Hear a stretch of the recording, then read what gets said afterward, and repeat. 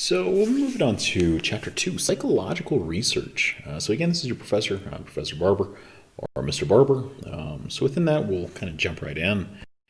So why is research important?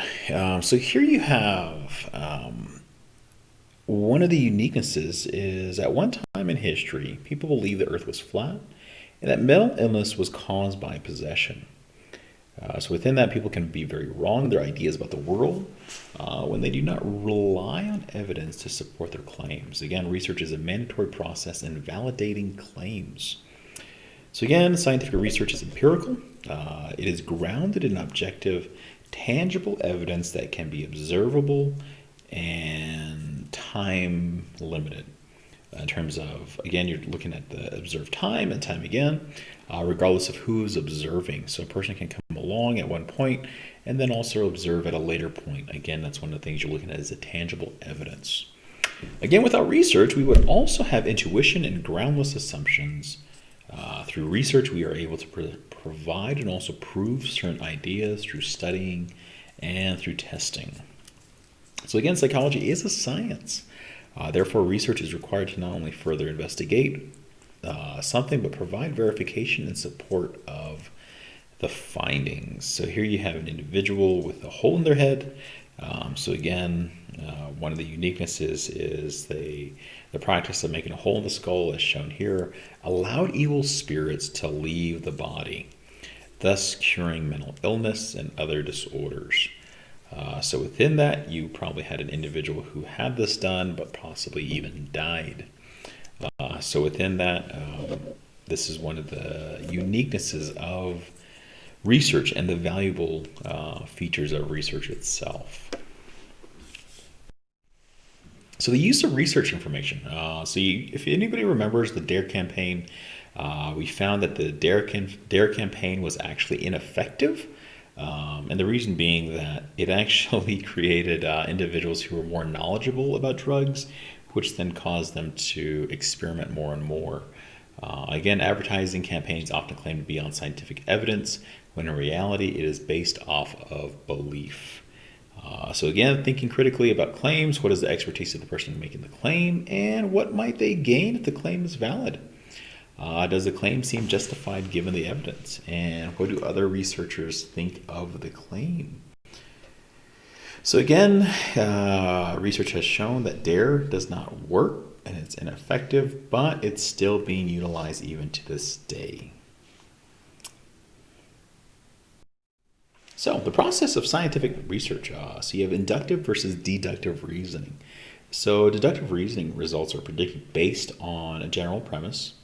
So in other words, all living things require energy to survive. So that's the premise. Ducks are living, therefore ducks require energy to survive. Conclusion. Inductive reasoning takes on the element of conclusions are drawn from observation. You see many fruit growing on trees and therefore assume all fruit grows on trees. So again, scientists form ideas through deductive reasoning, and then hypotheses are then tested through empirical observation, and scientists form conclusions through inductive reasoning. Again, these conclusions lead to new theories and hypotheses or more broad generalization. So again, you have two different elements of deductive and inductive reasoning. So here you have the scientific method. Again, scientists use inductive reasoning. So again, you have theories. So again, it's a well-developed set of ideas that propose an explanation. And so the next slide will kind of have a little more clear breakdown of what a theory is and how we get to psychological theories. So then you also have a hypothesis. So this is the tentative and testable statement. In other words, a prediction about the relationship between two or more variables. So again, you're predicting how the world will behave if the theory is correct. Again, you're making that prediction. And then usually an if-then statement. If such and such happens, then this will happen. Again, is falsifiable. In other words, capable of being shown to be incorrect. That's the reason why you have those uniquenesses of a hypothesis. So again, you have a breakdown right here. Scientific method of creating a method of research includes proposing hypotheses, conducting research, and creating or modifying theories based on results. So you have a theory. You use the theory to form a hypothesis, and then you design a study to test the hypothesis, which then goes to the area of research, which then goes into you perform the research, which then you observe, and then you create or modify the theory. So a better outlook of a theory. So what constitutes a psychological theory? So you notice your dog tag initially wagging. Again, it describes a behavior. And then I noticed that if I throw the paper, dog gets it, it equals happy dog. It makes predictions about future behaviors. It must be testable, and then I must have evidence to support the idea. So the evidence is you taking the snapshots and you taking the videos. And then you're just modifying the theory as time progresses. So falsifiable theories. So again, you have Sigmund Freud there. Many of the specifics of Freud's theories, such as his division of the mind, id, ego, and superego, have fallen out of favor in recent decades because they are not falsifiable. So again, his views set the stage for much of psychological thinking today, such as the unconscious nature of the majority of psychological processes. So moving forward. So the approaches to research, you have clinical or case studies. Then you have naturalistic observations, surveys, archival research. Archival research, you're just simply looking at things that have already have a chronological order, or you're looking in the library, you're looking at a lot of that. So again, a lot of your papers are going to be archival research. And then you also have longitudinal and cross-sectional research. In other words, longitudinal meaning that over a selected period of time, you're wanting to observe, you're wanting to see what is happening across the overall spectrum of the initial study that you're conducting. So clinical or case studies. So clinical or case study focuses on one individual. So say, for example, you have somebody that you have in mind and you've gotten their permission and you indicate, I just want to see what happens under these various set circumstances and everything else, and I'll kind of go from there. So again, the studied individual is typically in an extreme or unique psychological circumstance that differentiates them from the general public. Again, allows for a lot of insight into a given case, and again, it's difficult to generalize results to a larger population because, again, these studies are very unique. In other words, they're paramount to that individual. So again, here's an example. Jeannie was studied by psychologists after she was found at age 13, having suffered severe abuse and social isolation. Psychologists were interested in the effect social isolation had on her development. One of the uniquenesses is with social isolation, you'll see that individuals will either become more internalized, or you'll see a reduction in their interpretation of the world around them. So naturalistic observation, again, your observation of behavior in its natural setting. Naturalistic behavior is generally hidden under scrutiny or observation. Seeing a police car behind you would probably affect your driving behavior. Most individuals, when they're driving and suddenly a police officer shows up behind them, what happens is they become very nervous. They suddenly alter their behavior. So normally how they would normally drive becomes more scrutinized by themselves as well as those around them, and that's where errors end up happening. To study the most accurate and genuine behaviors, naturalistic observation has proven most effective. So again, any feelings of performance or anxiety of the studied individual is eliminated. But there's also the issue, observer bias. When observation may be skewed to align with observer expectations. That's one of the things you're kind of looking at, is you're only looking for things that you want to see. Because when you're observing, you want to make sure that you're just simply observing. You're gathering all pertinent information, whether good or bad. But what ends up happening is for an observer bias, you begin to only see things that you want to see. Say, for example, and I always, like I said, I always use breakups. When you break up with somebody, what happens after a breakup? You only hear, and I'm pretty sure there's numerous songs that are playing on the radio, but in that very moment, suddenly you're listening to things that are pertinent to a breakup, or you're suddenly bombarded with this, that, and the other of happy couples, and because it's a breakup, you're surrounded by all this happiness, but for you, it's not as happy, and so you see all these, observer biases. So establishment of clear criteria to observe should help eliminate observer biases. So again, if you have a clear criteria, if you have a clear set criteria, again, it'll help to eliminate that observer bias, and that you want to, from the get-go, you're indicating, this is what I'm looking for, this is what I'm looking for, this is what I'm looking for. And that's going to be whether good, bad, or the other. I'm simply still just going to try to create that category and stick to that category.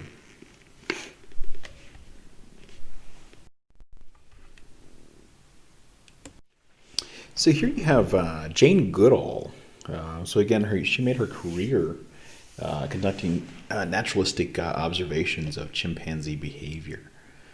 She's written numerous books on the area of observation and just kind of looking at and studying and observing chimpanzees and their unique behavior and everything else, just being integrated. But also there has been some bias in regards to this.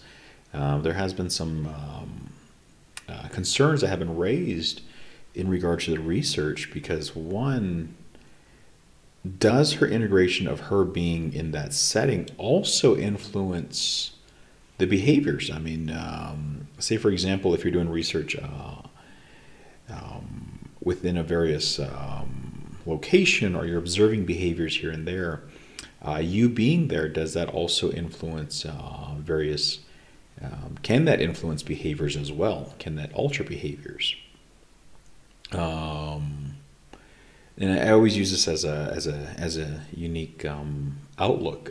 Say, for example, for social services or social work, you have a lot of individuals who end up doing a lot of naturalistic observations of families, hopefully trying to get a better understanding of, if there's abuse in the home and everything else. But when you show up, a lot of times you can see an alteration of behaviors to the point where the family members may begin to alter their behavior to make it more beneficial, to showcase a more positive imagery of the family life. So again, that's one of the things that you kind of also come into. There's those levels of conflict that can also arise as well in regards to naturalistic observations. So surveys, a list of questions that can be delivered in many ways: paper and pencil, electronic, verbal. Sometimes I end up doing surveys within this course as well. Surveys can be used to gather a large amount of data from a sample set. In other words, a subset of individuals from a larger population. So that's where the sample kind of comes in. And we do that a lot. We do a lot of different surveys here and there. Denai College does a lot of different surveys to kind of get your feedback, to see what one person likes over the other. And just to gain a better understanding of the course, or gain a better understanding of the initial outlook of college life and stuff like that. So it kind of plays into that. So surveys are very beneficial, that you can give in a large format so that individuals can kind of give their immediate feedback. And then archival research, using past records or data sets. And that's where I kind of, for a lot of your library research paper, you're having to do a lot of archival research. In other words, you're creating, or you're using past data or past records to answer various research questions, or to search for interesting patterns or relationships. So that's where you're kind of doing a lot of archival research within your research papers. Research doing archival research examines records, whether archived as a hard copy or electronically. And that's where we have the library, online library and everything else. And that's where you're doing a lot of your analysis. And then you have longitudinal and cross-sectional. Cross-sectional meaning using various segments, multiple segments of a population at a single time, such as different age groups. Say, for example, you focus in on a study that looks at, and that's one of the things, say, for example, even now, the COVID vaccine, you have Pfizer, you have Moderna, and they took into account, if you have Pfizer, they took into account, I believe it was 16 and older or 18 and older. I forgot which one it was. And then Moderna does the same thing too. They have a different age group, and they're just looking at different age populations in regards to which one would be helpful and beneficial. And so that's what you're kind of looking at, is cross-sectional elements. And longitudinal, you're looking at studies in which the same group of individuals is surveyed or measured repeatedly over an extended period of time. For the ACEs study, adverse child effects. Adverse childhood effects is a study that looks at the impacts of abuse in childhood, or even going even younger in regards to infants. And they just took into account all the different adverse effects throughout the years and how it plays out and how it impacts an individual through through the lens of trauma. So again, researchers often expect some participants to drop out, particularly in this type of study, and therefore often initially recruit a lot of participants. So attrition kind of goes into it. So in other words, reduction in number of research participants as some drop out of the study over time. So attrition rates will kind of go in and be taken into account, because again, there's a reduction in the number of research participants. So the attrition number may be high, in that numerous individuals may end up dropping out of a study because as time progressed, maybe, say, for example, they don't really feel like they could give a good, honest feedback or a good, honest outlook.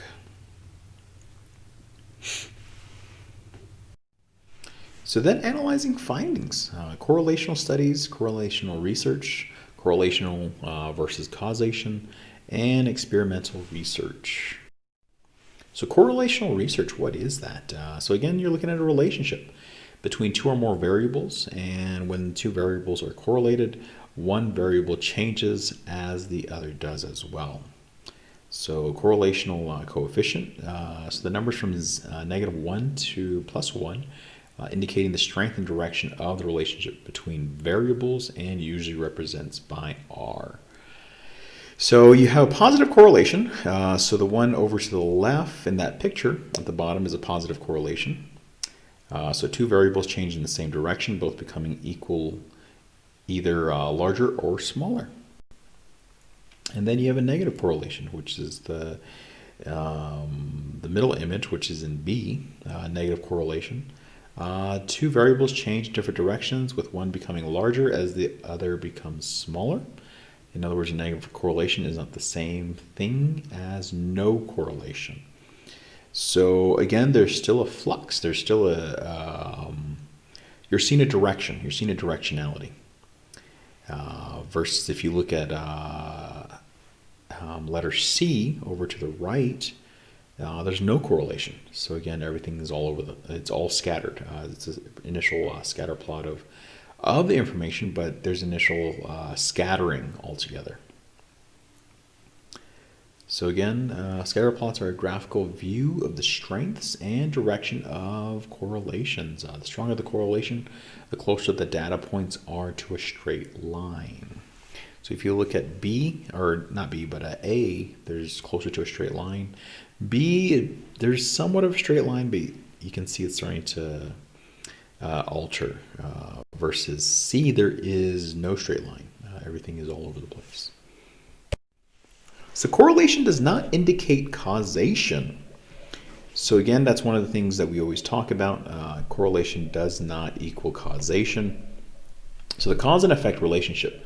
So a change in one variable causes a change in the other variable. Can be determined only through an experimental research design.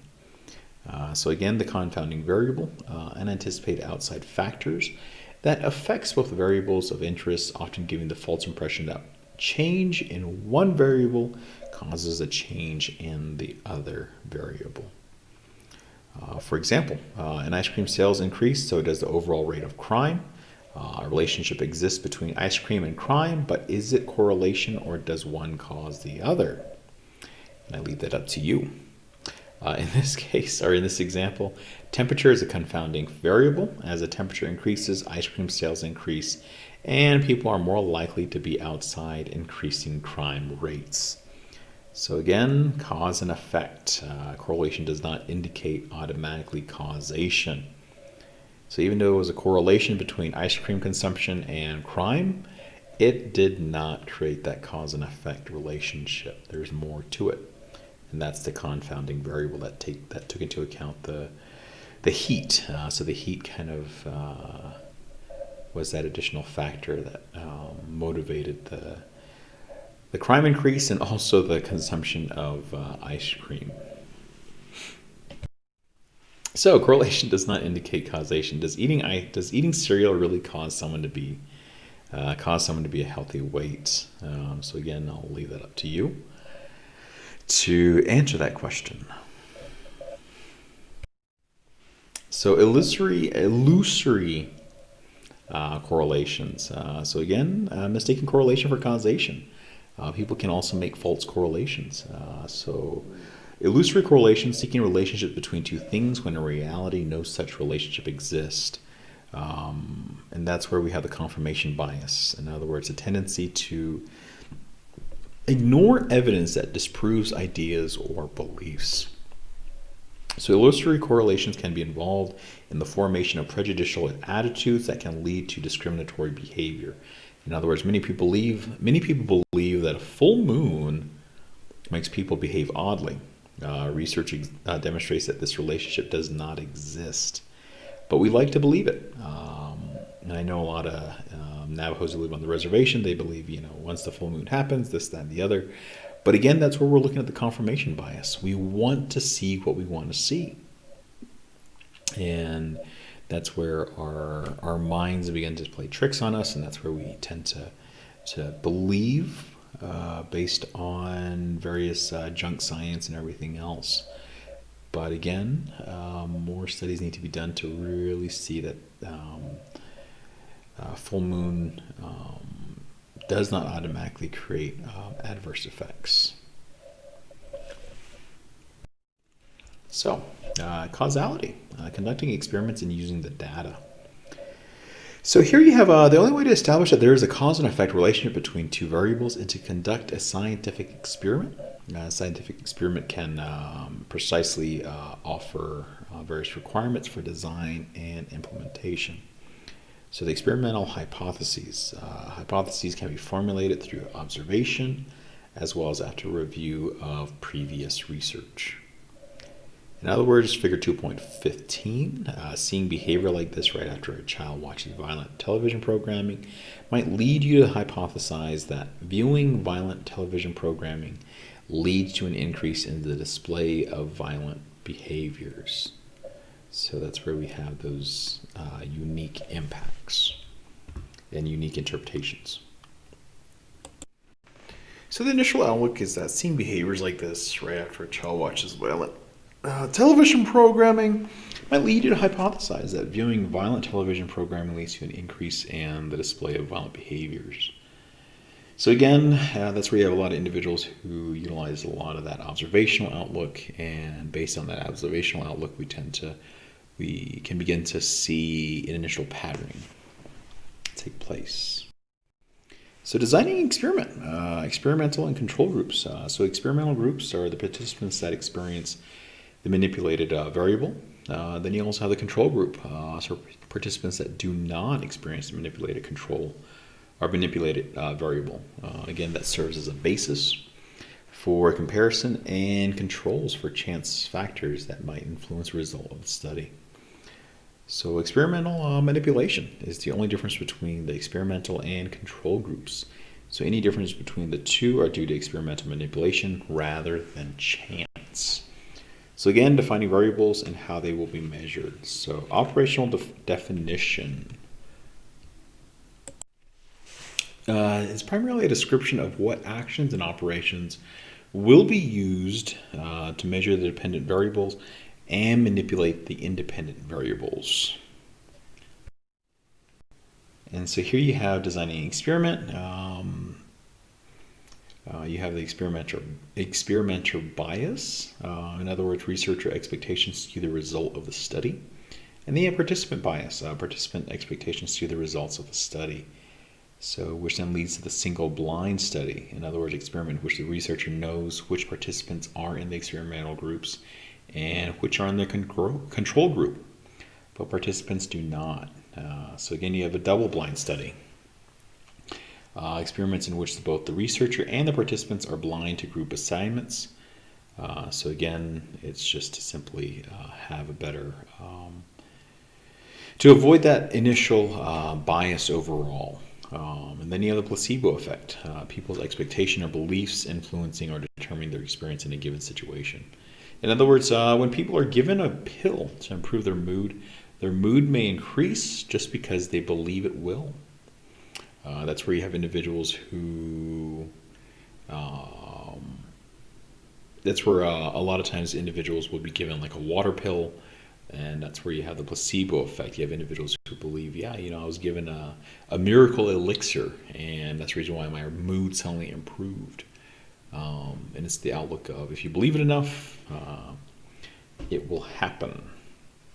And then to know if a medication is really having an effect or whether it's used as a placebo effect, the experimental group received the medication and the control group received a placebo treatment. In other words, a sugar pill or a water pill. Again, this is a double-blind study. Any differences between the groups will be due to the medication. So independent and dependent variables. So here you have an independent variable. In other words, a variable that is influenced or controlled by the experimenter. Ideally, this should be the only important difference between the experimental and control groups. And the dependent variable, on the other hand, is the variable that the researcher measures to see how much effect the independent variable had. So here's an example. Independent variable, type of television programming viewed, influences change in the dependent variable. In other words, the violent behavior displayed. So again, it's kind of a more simplistic outlook, which will help in terms of interpretation. So selecting participants. So participants are known as the subjects of the psychological research. Populations are too large for a researcher to include everyone, so samples are used. So that's where the sampling comes in. In other words, a subset of individuals selected from the larger group. So I guess the best example would be even now with the COVID vaccine, only a limited number was used, so that's the sample size. And it gives an interpretation of the larger population. In other words, the overall group of individuals that the researcher is interested in, whether to assist or whether to help. So the example would be college students. So the sample size of college students would be, say, for example, interviewing or surveying only 20 students. And through that 20 students, it'll give hopefully a better outlook of the larger school body. And so that's where you kind of take into account those distinct factors. And then you have random sampling. In other words, a subset of a larger population in which every member of the population has an equal chance of being selected. This form of sampling is preferred because it is more likely that the selected participants will be representative of the larger group or a larger population. So, moving forward. So, assigning participants to groups, experimental or control. Random assignment, method of experimental group assignment, in which all participants have an equal chance of being assigned to either group. Again, it can be achieved using statistical software or by simply flipping a coin. So here you have the sample size at the bottom, then treatment and control. So without random assignment, an experiment cannot find a true cause and effect relationship. Any relationship could be due to pre-existing differences between the groups. Again, random assignments help to avoid pre-existing systematic differences so that any significant difference between groups can be said to be the result of the manipulation itself. Issues to consider. You have manipulating variables as well as ethics. So So the manipulated variables stated random assignment is required to state causation. Once randomly assigned, each group is then manipulated in some way. However, some experimental designs are more complicated. Example, the effect of sex on spatial memory. Sex, in other words, cannot be manipulated. Males and females cannot be randomly assigned. This kind of experiment is therefore called quasi-experimental. Again, a cause and effect relationship cannot be determined from this type of experiment. And ethics. Some questions cannot be answered using experimental design because they would be considered unethical. And this was found with Stanley Milgram's work, where it was considered unethical and had a huge impact. You cannot randomly assign participants to receive abuse. That's one of the things that must be made apparent. You have some studies where abuse was observed, and that's the reason why, like, say for example, even now, human trafficking and stuff like that, we can't necessarily do an experiment on human trafficking and everything else because when you do surveys and when you do studies with victims of human trafficking, you have to be as objective as possible, but you're also placing the individual in harm's way. So that's the reason why the ethics kind of comes in. This would need to be studied using other approaches such as case studies or surveys. So here you have interpreting experimental findings. Once data has been collected, a statistical analysis is conducted. So in other words, you're determining how likely any differences between experimental groups is due to chance. Again, that's where you're discussing the results as significant or non-significant. If the odds that the difference occurred by chance are 5% or less, then the results are significant. Again, a true experiment, including random assignment, manipulation of the independent variable, and control of extraneous variables, again, does reduce the odds of results occurring by chance. And that's one of the things you're trying to look at. You're trying to make sure that it's not necessarily you don't want the rest of it to be initially occurring due to chance.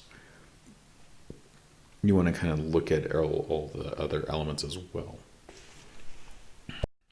So again, reporting the findings. Research is usually reported in scientific journals and usually aimed at an audience of professional scholars. And that's where a lot of you guys you'll be utilizing a lot of that peer-reviewed journal articles. And that's where I really try to emphasize that. I have a lot of students who at times have used newspaper articles. And even though I stress it time and time again within your paper writing, I still have students who will still submit their library research paper with newspaper articles, and if that happens, what happens is you end up losing points. The reason why is I want you to be able to look at peer-reviewed articles and article selections where you're offering studies that have been conducted in terms of the expertise in the subject matter, which provides feedbacks regarding the quality of the manuscript before it is accepted for publication. Again, it helps to weed out poorly conceived or executed studies, and it also improves articles with suggested revisions. And it also determines whether the research is described clearly enough to be replicated by other research. Again, replication, what is it? It determines the reliability of original research design and can include additional measures that expand on the original findings. It also provides more evidence to support the original findings or to cast doubt on those findings. As we noted previously, Sigmund Freud, the application of the id, ego, and the superego. When you look at that research, you begin to notice that there's actually various errors in thought in regards to how it was implemented in terms of the application of that theoretical knowledge. And so within that, that's where you kind of start looking at and saying, okay, is it always applicable? Is psychoanalytic theory always applicable here and there? And so that's where that's where the examination really comes in. And that's where you utilize a lot of different research techniques to try to bring about a more scholarly approach and also a better scholarly insight. So here's bad science and retraction, the vaccine autism myth. Many peer-reviewed publication published research making claims that routine childhood vaccines cause some children to develop autism. Again, since these reports, large-scale research was carried out suggesting that vaccinations are not responsible for causing autism, and many of the original studies have since been retracted. It was found that the leading research in the original study had a financial interest in establishing a link between childhood vaccines and autism. And if you notice, the reason why there was that element of establishing a link between childhood vaccine and autism was the financial benefits, was the financial application. Unfortunately, the initial claims were publicized, and many people still think vaccinations cause autism. So that's one of the things you kind of come across. You want to make sure that you're able to bring about clear insights, and sometimes bad science or bad replications or bad interpretations can lead to limited insight when you're trying to educate other people.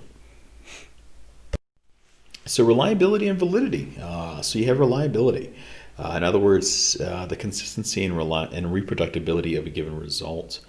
Would the same test give the same results every time? In other words, do the instruments and tools used to collect data do so in consistent, reproducible ways? And when a study involves observation by multiple people, it is important that they all make observations and record them in the same way. And that's where you have the inter-rater reliability. In other words, the measure of agreement among observers on how they record and classify a particular event. Because you want to make sure that there's a measure of agreement among observers.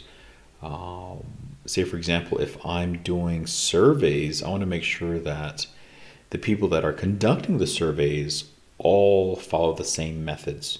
They're not trying to change it. They're not trying to alter it. It's always going to be the same each time. And reliable, consistent measurement does not always mean that it is measuring something correctly. Therefore, the validity comes in other words, the accuracy of a given result in measuring what is designed to measure. Does a test measure what it is meant to measure? And this really comes in when you're doing different testing, utilizing different testing instruments. You want to make sure that if you're applying a technique, you want to make sure that it is, or you're applying a testing instrument, you want to make sure that it's going to measure what it is designed to measure.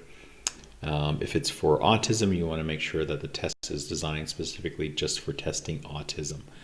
Or if it's on aggressiveness, you want to make sure that it's only testing just for aggressiveness only. And so again, that's one of the things you're looking at. In other words, a valid measure is always reliable, but a reliable measure is not always valid. So herein is ethics. So again, you're looking at the research involving human participants. So this is the IRB, Institutional Review Board. Again, it's primarily to prevent individuals from initially, the ethics is primarily there to ensure that an individual's rights and human rights and level of civility is not infringed upon. So again, you have the IRB, which is a committee of administrators, scientists, and community members that review proposals for research. Dennis College also has its own IRB as well. Again, it exists as a research institution that receives federal support for research involving human participants. Again, generally IRB must approve research proposals before it can proceed. And I think this is where some students have kind of confused the library research paper with actual research itself. So again, the differentiation is the fact that you're doing an archival research, not necessarily new research. If you're going to conduct new research, Again, there's a lengthy process in terms of making sure that you go through the application process and you also submit it and you get approval. And once you get approval, then you'll move forward. But again, one of the things that you try to make sure and ensure is you're not infringing on an individual's rights, you're not hurting anybody, it won't cause any psychological damage, as well as human loss, as well as any type of initial negative impacts. So again, that's where you also have the informed consent. So informed consent is primarily the process of informing a research participant about what to expect during an experiment, and then obtaining the person's consent to participate. One of the biggest things you're always looking at is when you're doing research, you're ensuring that the individual's level of civility and also autonomy is initially presented and also respected. You have individuals who, when they do an informed consent, you want to make sure that they're on board. Again, there's some level of potential risk involved, implication of the research, notification that participation is voluntary, and also notification that any data collected will be kept confidential. And again, that also falls back on the researcher. They have to ensure that when they conduct the research is kept confidential, the names and participants and everything else. So again, that's one of the distinctions in regards to the ethics. So deception. Sometimes deception is necessary to prevent the participants' knowledge of the research question affecting the results, as long as it is not considered harmful. Again, deception is purposely misleading experiment participants in order to maintain the integrity of the experiment. But again, you also have the debriefing portion. When an experiment involves deception, participants are told complete and truthful information about the experiment at its conclusion. And one of the biggest things that we always come across is the Tuskegee syphilis study. Again, this you have the ethical guidelines, which wasn't in existence at the time. So in 1932, participants were recruited in an experiment studying syphilis in black men. So participants that tested positive were not informed that they had the disease. So although no cure existed at the beginning of the study, a cure was found in 1947, in other words, penicillin. But it wasn't administered because one of the things they wanted to see was the impacts. They wanted to see how syphilis initially played out in the human body. And so within that, many participants unknowingly spread disease and many died. So again, that's one of the things where ethics really does come in. That's the ethicality. And I think even at the beginning of COVID for the vaccines, there was the talk of, ethics, in terms of, is this vaccine going to be impactful to the Navajo people? But the reality is we never really knew the overall scope. And I think that's one of the things is due to the limited information and also due to the impact of COVID-19 right now, it's one of those things where it's a catch-22. So initially you're damned if you do, you're damned if you don't in terms of taking the vaccine and stuff like that. So it's one of those oddities where you're hoping for the best. But again, even with the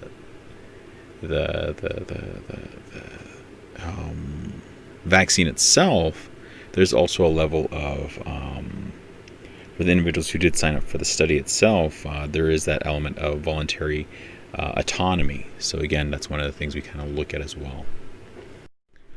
So ethics, again, it involves research involving animal subjects. Again, it can fall into that area because a lot of times we're using animals to initially lessen the impact to human life.